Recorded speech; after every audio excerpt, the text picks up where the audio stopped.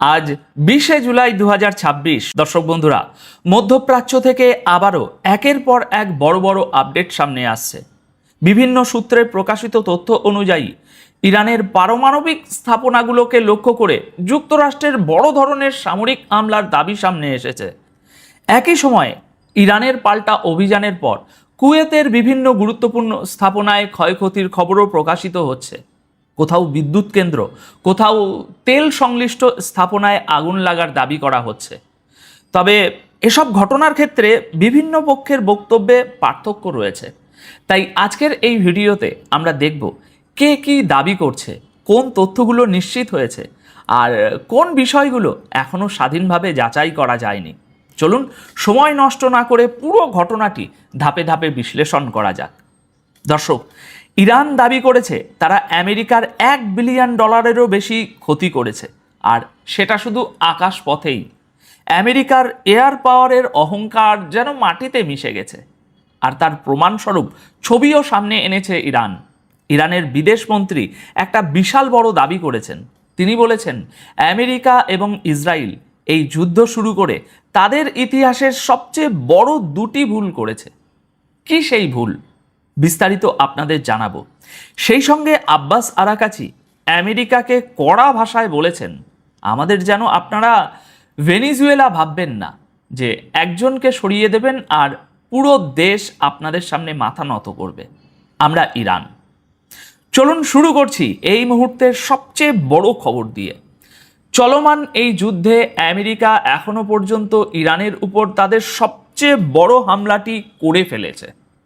America ইরানের একটি nuclear power প্ল্যান্টে সরাসরি বোমা বর্ষণ করেছে, যার ফলে এক বিশাল ধ্বংসলীলার আশঙ্কা করা হচ্ছে। গতকাল 19শে জুলাই বিকেল 5টার পর ইরানের অ্যাটমিক এনার্জি অর্গানাইজেশন এই খবরের সত্যতা স্বীকার করে নিয়েছে যে খুজেস্তান প্রদেশে তৈরি হওয়া দারখেভিন নিউক্লিয়ার পাওয়ার প্ল্যান্টে আমেরিকা হামলা চালিয়েছে। সেখানে একের পর এক বোমা ফেলা হয়েছে। ইরানের পরমাণু সংস্থার মতে রাত ঠিক 3:39 আমেরিকান হামলায় বেশ কয়েকটি প্রজেক্টাইল এই প্ল্যান্টে এসে পড়ে। ইরান আমেরিকার এই পদক্ষেপকে সন্ত্রাসবাদী এবং বেআইনি হামলা বলে তীব্র নিন্দা করেছে। তারা বলছে এটা আন্তর্জাতিক আইনের সরাসরি লঙ্ঘন। ইরানের দাবি দারখেভিন কোনো পরমাণু বোমা তৈরির জায়গা ছিল না। এটা একটা সাধারণ নিউক্লিয়ার পাওয়ার প্ল্যান্ট, যার কাজ 2022 সালে শুরু হয়েছিল এবং এর মূল উদ্দেশ্য ছিল বিদ্যুৎ উৎপাদন করা। দর্শক বন্ধুরা, এখানে এখনো কাজ চালু হয়নি, প্ল্যান্টটি পুরোপুরি চালু হয়নি। এখন আপনাদের মনে সবচেয়ে বড় প্রশ্ন নিশ্চয়ই এটাই উঠছে যে এই হামলার ফলে কি নিউক্লিয়ার রেডিয়েশন ছড়ানোর কোনো বিপদ আছে?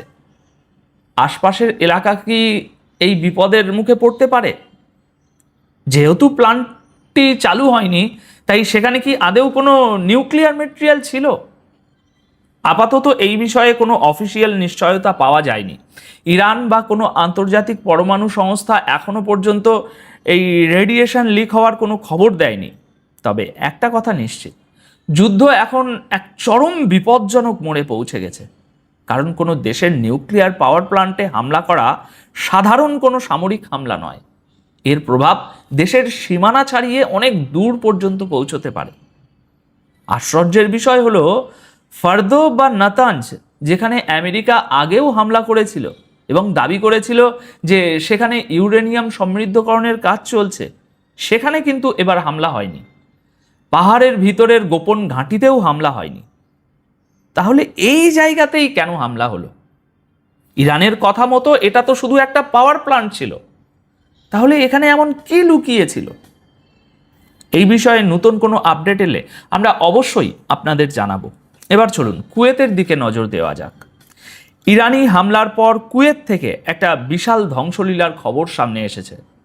ইরানের নিউজ এজেন্সিগুলো গতকাল বিকেল 5টার পর কিছু ছবি প্রকাশ করেছে। কুয়েতের একটি তেল খনিতে ভয়াবহ আগুন ধরে গেছে।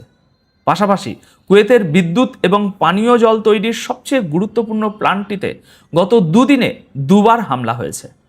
গতকাল 19শে জুলাই কুয়েত সরকার নিশ্চিত করেছে যে তাদের পাওয়ার জেনারেশন এবং ওয়াটার ডিস্যালিনেশন প্ল্যান্টে, যেখানে আর কি সমুদ্রের নোনা জল পানযোগ্য করা হয়, পরপর দুদিন হামলা চালানো হয়েছে। ফার্স নিউজ এজেন্সির মতে বিকেল 4টের দিকে পাওয়া খবর অনুযায়ী কুয়েতের বিদ্যুৎ ও জল মন্ত্রক জানিয়েছে এই হামলার ফলে বিদ্যুৎ উৎপাদনের অনেকগুলো ইউনিট মারাত্মকভাবে ক্ষতিগ্রস্ত হয়েছে। আগুন এতই ভয়াবহ যে এমার্জেন্সি টিমগুলো এখনও তা নেভানোর কাজ চালিয়ে যাচ্ছে। সোশ্যাল মিডিয়ায় এই বিধ্বংসী আগুনের ছবি এখন রীতিমতো ভাইরাল। দর্শক বন্ধুরা, এখানে মনে রাখবেন, কুয়েত তাদের পানীয় জলের বেশিরভাগ প্রয়োজন এই ডিস্যালিনেশন প্ল্যান্ট থেকেই মেটায়। তাই এই প্ল্যান্টগুলোতে হামলা কুয়েতের জল ও বিদ্যুৎ ব্যবস্থার জন্য একটা বিশাল বড় হুমকি। কুয়েত সরকার এখনও কোনো সাধারণ নাগরিকের মৃত্যুর খবর নিশ্চিত করেনি, তবে ক্ষতিপূরণ ও আগুন নেভানোর কাজ যুদ্ধকালীন তৎপরতায় চলছে। এবার শুনুন সেই খবর যা গোটা বিশ্বকে চমকে দিয়েছে। ইরান দাবি করেছে তারা আমেরিকার $1 বিলিয়ন বা 100 কোটি ডলারেরও বেশি আর্থিক ক্ষতি করেছে। আর এটা শুধুমাত্র আকাশপথের ক্ষতির হিসাব। সমুদ্রে হওয়া ক্ষতির হিসাব তো এর চেয়ে অনেক বেশি। আর এই বিশাল ক্ষতির পিছনে রয়েছে ইরানের নিজস্ব এয়ার ডিফেন্স সিস্টেমের দুর্দান্ত পারফরমেন্স। ইরান ক্রমাগত দাবি করছে যে তারা আমেরিকার সবচেয়ে বিপজ্জনক নজরদারি এবং আক্রমণকারী ড্রোনগুলোকে মাটিতে নামিয়েছে। গতকাল 19শে জুলাই সন্ধ্যায় ইরানের সরকারি টিভি চ্যানেল IRIB কিছু নতুন ছবি প্রকাশ করেছে, যেখানে আমেরিকার অত্যাধুনিক MQ-9 রিপার ড্রোনের ধ্বংসাবশেষ দেখানো হয়েছে। ইরানি সেনার নৌবাহিনী একটি আমেরিকান MQ-9 ড্রোনকে গুলি করে নামায় এবং পরে তার ধ্বংসাবশেষ উদ্ধার করে। একইভাবে দেহলুরান প্রদেশেও এয়ার ডিফেন্স সিস্টেম আরেকটি MQ ড্রোনকে ট্র্যাক করে ধ্বংস করার দাবি করেছে। ইরান সরকারের মতে শুধুমাত্র গত 8 দিনে আমেরিকার 4টি MQ-9 রিপার ড্রোন ধ্বংস করা হয়েছে। তাদের আরও দাবি, যুদ্ধ শুরু হওয়ার পর থেকে এখনও পর্যন্ত আমেরিকার 150টিরও বেশি ড্রোন ধ্বংস করা হয়েছে, যার মধ্যে প্রায় 30টিই হলো এই MQ-9 রিপার ড্রোন। আপনারা হয়তো জানেন না, এই MQ-9 রিপার ড্রোন আমেরিকার সবচেয়ে দামি এবং অত্যাধুনিক ড্রোনের মধ্যে পড়ে। নজরদারি আর গুপ্তচর বৃত্তির পাশাপাশি মিসাইল হামলার জন্য এটা ব্যবহৃত হয়। এর একটি ড্রোনের দামই প্রায় $3.40 কোটি। যদি ইরানের এই দাবি সত্য হয়, তবে শুধু এই 30টি ড্রোনের ধ্বংসের ফলেই $100 কোটিরও বেশি ক্ষতি হয়ে গেছে। বাকি 120টা ড্রোনের হিসাব তো বাদই দিলাম। মজার ব্যাপার হলো, মার্চের প্রথম সপ্তাহে আমেরিকা বড়াই করে বলেছিল যে ইরানের আকাশপথ পুরোপুরি তাদের কন্ট্রোলে। কিন্তু ইরান প্রমাণ করে দিল যে তাদের নতুন এবং উন্নত এয়ার ডিফেন্স সিস্টেম আমেরিকার সেই দাবিকে ভুল প্রমাণ করেছে। যদিও আন্তর্জাতিক মহল থেকে এর কোনো সত্যতা এখনও যাচাই করা হয়নি, কিন্তু ইরান তো ছবি প্রমাণ হিসাবে দেখাচ্ছে। তারা আমেরিকাকে চ্যালেঞ্জ ছুড়ে বলছে, দেখো এটা কার ড্রোনের ধ্বংসাবশেষ, আমরা তো ছবি দেখাচ্ছি, তোমরা প্রমাণ করো যে এগুলো এখনও সুরক্ষিত আছে। ড্রোনের কোড নম্বর মিলিয়ে দেখো। সোজা কথায়, আমেরিকা বড় বড় দাবি করলেও তাদের পকেট কিন্তু রীতিমতো ফাঁকা হয়ে যাচ্ছে। এখন ভিডিওর শেষে এসে এবার আমরা জানবো ইরানের বিদেশ মন্ত্রীর সেই ঐতিহাসিক বয়ানের কথা, যা আজ সারা বিশ্বে হেডলাইন তৈরি করেছে। গতকাল 19শে জুলাই ইরানের বিদেশ মন্ত্রী আব্বাস আরাকাচি বলেছেন যে যুদ্ধ শুরু করার আগে আমেরিকা ও ইসরায়েল দুটি মারাত্মক ভুল করেছিল এবং সেই ভুলগুলোর মাসুল এখন তাদের গুনতে হচ্ছে। প্রথম ভুল, তারা যুদ্ধ শুরু করেছিল। দ্বিতীয় ভুল, আমেরিকা ও ইসরায়েল ভেবেছিল যে ইরান তাদের সাথে লড়াই করে টিকতে পারবে না। আরাকাচি বলেন, ইসরায়েলের বিশ্বাস ছিল যে কয়েকদিনের হামলাতেই তারা ইরানের সব কিছু ধ্বংস করে দেবে, কিন্তু বাস্তবে তা হয়নি। যখন ইসরায়েল তাদের উদ্দেশ্য পূরণে ব্যর্থ হলো, তখন তারা যুদ্ধ থামাতে বাধ্য হলো। তিনি স্পষ্ট করে দিয়েছেন, এই যুদ্ধ প্রমাণ করে দিয়েছে ইরানকে দুর্বল ভাবাটা আমেরিকা ও ইসরায়েলের সবচেয়ে বড় ভুল ছিল। এর পাশাপাশি আব্বাস আরাকাচি সাহেব আমেরিকাকে এমন একটা কড়া জবাব দিয়েছেন যা শুনলে আপনিও অবাক হবেন। তিনি সরাসরি চ্যালেঞ্জ ছুড়ে বলেছেন, ইরান এমন কোনো দেশ নয় যাকে ভয় দেখিয়ে মাথা নত করানো যাবে।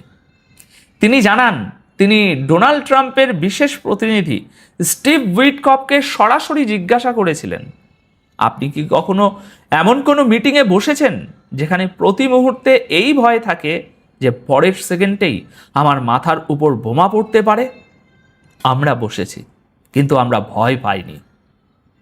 আমেরিকাকে চরম ব্যঙ্গ করে তিনি বলেন, এটা ভেনিজুয়েলা নয় যে আপনারা একজন মানুষকে তুলে নেবেন আর বাকি সবাই ভয় পেয়ে পিছিয়ে যাবে। আমরা ইরান। তিনি স্পষ্ট করে বুঝিয়ে দিয়েছেন, ইরানি জাতি কোনো চাপ, হুমকি বা সামরিক হামলার ভয় পাওয়ার পাত্র নয়। আর এই কথাটা এবার আমেরিকার খুব ভালোভাবে বুঝে নেওয়া উচিত। তো দর্শক বন্ধুরা, এই ছিল আপাতত পাওয়া সব থেকে বড় আপডেটগুলো। বর্তমান পরিস্থিতি যেদিকে এগোচ্ছে তাতে আগামী দিনে এই যুদ্ধ আরও ভয়াবহ রূপ নিতে পারে। এখন বাদবাকি আপনাদের কি মনে হয়, আমেরিকা নাকি ইরান? শেষ পর্যন্ত কে জিতবে এই যুদ্ধ? কমেন্ট করে আপনাদের মতামত অবশ্যই জানাবেন। দর্শক, আজ 20শে জুলাই 2026। চলুন শুরুতেই এক নজর চোখ বুলিয়ে নিই আজকের প্রধান হেডলাইনগুলোর দিকে। যুদ্ধে আমেরিকার সবচেয়ে বড় ধাক্কা, ইরানের হামলায় প্রাণ হারালেন একাধিক মার্কিন সেনা। ফাইটার জেট, এয়ারক্রাফট এবং হেলিকপ্টার ধ্বংস হওয়া নিয়ে আমেরিকার বিখ্যাত খবরের কাগজ শেষমেশ কী খবর ছাপল? আমেরিকার কড়া জবাব, টানা অষ্টম রাতে ইরানের উপর হামলা। সেন্টকম জানালো 500-র বেশি মার্কিন সেনা পুরোপুরি প্রস্তুত, যে কোনো মুহূর্তে হতে পারে বড় অপারেশন। এদিকে ইরানের পাল্টা আঘাত, কুয়েতে আমেরিকার দুটো বড় সেনাঘাঁটিতে আবারও ড্রোন হামলা চালালো ইরান। ওদিকে কুয়েত আবারও ইরানের হামলার নিশানায়। ব্যালিস্টিক মিসাইল আর ড্রোন ধেয়ে আসার পর গোটা দেশে বেজে উঠল সাইরেন। এবং সবশেষে থাকছে আয়াতুল্লাহ মুস্তাফা খামেনি আমেরিকাকে যে সবচেয়ে লেটেস্ট এবং খতরনাক ওয়ার্নিং দিয়েছেন তার বিস্তারিত খবর। তাহলে চলুন এবার বিস্তারিত খবরে যাওয়া যাক। দর্শক বন্ধুরা, আমেরিকার বেশ কয়েকটি ফাইটার জেট, আকাশে তেল ভরার এয়ারক্রাফট, হেলিকপ্টার আর ড্রোন ধ্বংস হয়ে গেছে এবং বেশ কয়েকজন মার্কিন সেনা মারাও গেছেন। এই দাবিগুলো যদি সত্যিই প্রমাণিত হয় তাহলে বর্তমান যুদ্ধে একদিনের মধ্যে আমেরিকার এটা সবচেয়ে বড় সামরিক ক্ষতি হিসাবে ধরা হবে। সবচেয়ে বড় কথা হলো, এই দাবি কোনো সাধারণ সোশ্যাল মিডিয়া অ্যাকাউন্টের নয়। বিশ্বের অন্যতম প্রভাবশালী খবরের কাগজ আমেরিকার ওয়াল স্ট্রিট জার্নাল তাদের রিপোর্টে এই খবরটি ছেপেছে। অর্থাৎ এই প্রথম এমন কোনো রিপোর্ট সামনে এলো যেখানে শুধু মার্কিন সেনার মৃত্যুর কথাই বলা হয়নি, বরং আমেরিকার এয়ার পাওয়ার বা বিমান বাহিনীর যে বড়সড় ক্ষতি হয়েছে সেই কথাও স্বীকার করা হয়েছে। সেনা তো মারা গেছেই, দুজন মার্কিন সেনার মৃত্যুর খবর খোদ আমেরিকার মিলিটারি নিশ্চিত করেছে গতকাল, আমরা জানিয়েছি। তবে fighter jet, helicopter, refuelling aircraft এবং ড্রোনের যে ব্যাপক ক্ষতি হয়েছে সেটা আপাতত রিপোর্ট এবং দাবি হিসাবেই পেশ করা হচ্ছে। রিপোর্টে বলা হচ্ছে, জর্ডানের মুফাফফাক আল সালতি এয়ারবেসে ইরানের মিসাইল হামলায় আমেরিকার বেশ কয়েকটি সামরিক বিমানের ব্যাপক ক্ষতি হয়েছে।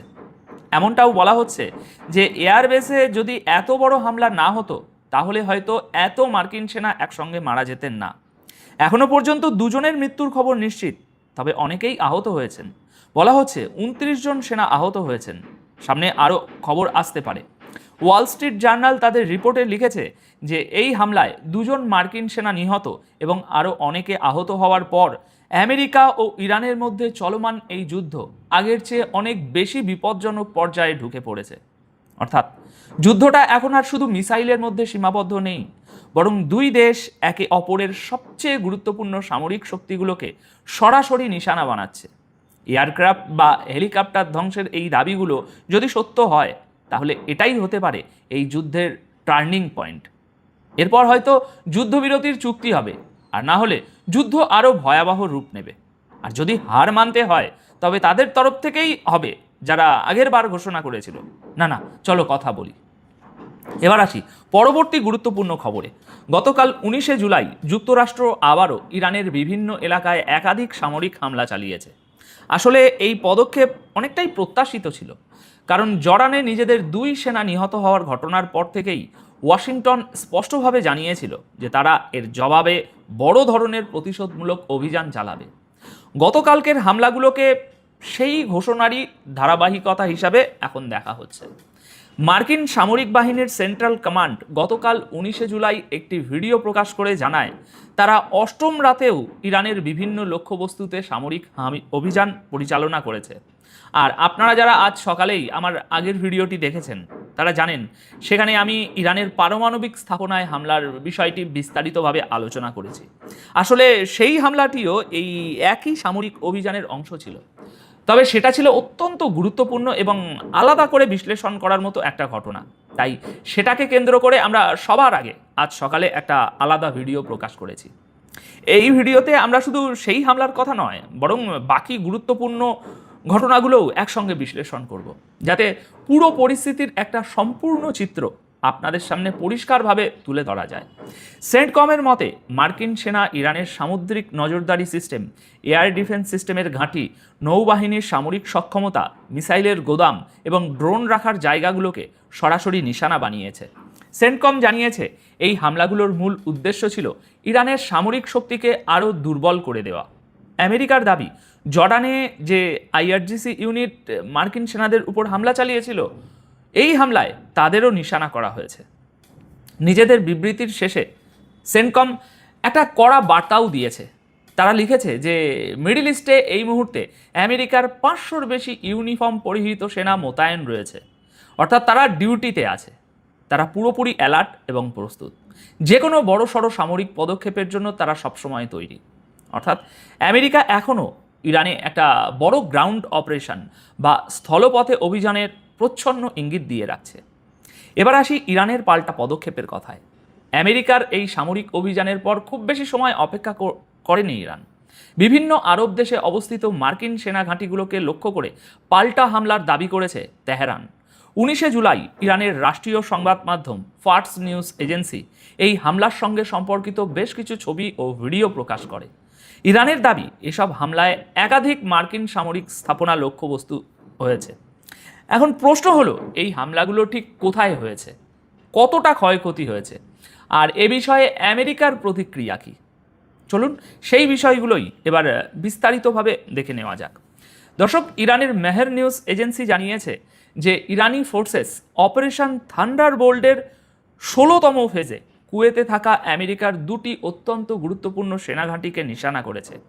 এখানে আপনাদের বলে রাখা ভালো, এই অপারেশন থান্ডারবোল্ট হলো ইরানের দেওয়া একটি নাম, যাতে সাধারণ মানুষ বিষয়টি সহজে বুঝতে পারে। ইরান একটি বড় দাবি করেছে যে কুয়েতে আমেরিকার যে ক্যাম্প আরিফজান সামরিক ঘাঁটি রয়েছে, যেখানে তাদের প্রচুর গোলাগুলির গুদাম রয়েছে, সেখানে এবং আপনার আলী আল সালেম এয়ারবেসে মোতায়েন করা আছে পেট্রিয়ট এয়ার ডিফেন্স র্যাডার, সেটাকে ও অন্যান্য সিস্টেমের উপর বিপুল সংখ্যক সুসাইড ড্রোন দিয়ে হামলা চালানো হয়েছে। মেহের নিউজ এজেন্সির মতে আলী আল সালেম এয়ারবেসে মার্কিন সেনাদের জিনিসপত্র এবং শেল্টারগুলোকেও নিশানা করা হয়েছে। ইরানের সেনাবাহিনী তাদের বিবৃতিতে বলেছে যে আমেরিকার তরফ থেকে ইরানের সাধারণ মানুষের এলাকা, ব্রিজ এবং অন্যান্য পরিকাঠামোর উপর যে হামলা করা হয়েছে তার জবাবেই এই পদক্ষেপ নেওয়া হয়েছে। ইরানের দাবি, তাদের সশস্ত্র বাহিনী নিজেদের দেশ, ইতিহাস এবং জনগণের প্রতিরক্ষার জন্য শত্রুর সামনে বুক চিতিয়ে দাঁড়িয়ে আছে। হামলা হলে পাল্টা জবাবও দেয়া হবে। এদিকে কুয়েত এখন ক্রমাগত ইরানের হামলার নিশানায় রয়েছে। গতকাল 19শে জুলাই কুয়েতের সেনাবাহিনী জানায় যে দেশের উপর আবারও ইরানের মিসাইল এবং ড্রোন হামলা চালানো হয়েছিল, যা তারা মোকাবিলা করেছে। এর থেকে স্পষ্ট বোঝা যাচ্ছে একদিনের মধ্যেই কুয়েতকে দুবার নিশানা করেছে ইরান।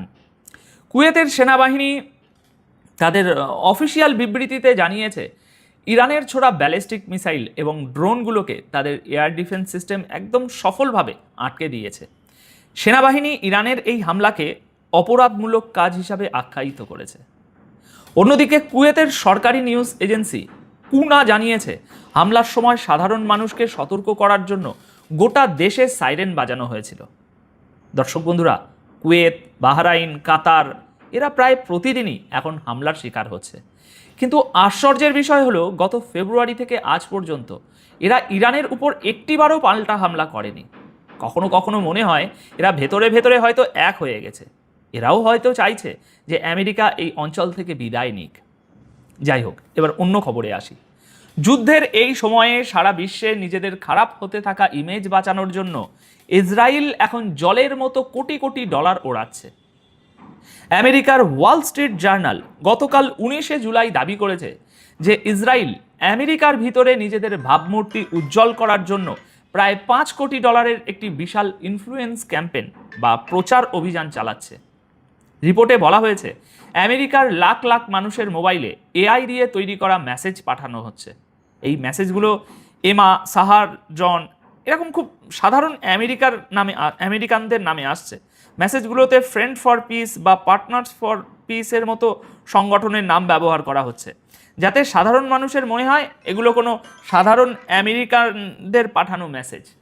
ওয়াল স্ট্রিট জার্নালের মতে এই মেসেজগুলোর মূল উদ্দেশ্য হলো ইসরায়েলকে আমেরিকার সবচেয়ে ভরসাযোগ্য এবং গুরুত্বপূর্ণ বন্ধু হিসাবে প্রমাণ করা, পাশাপাশি ইসরায়েলের পক্ষে লেখা আর্টিকেল বা ভিডিওগুলো মানুষের কাছে পৌঁছে দেওয়া।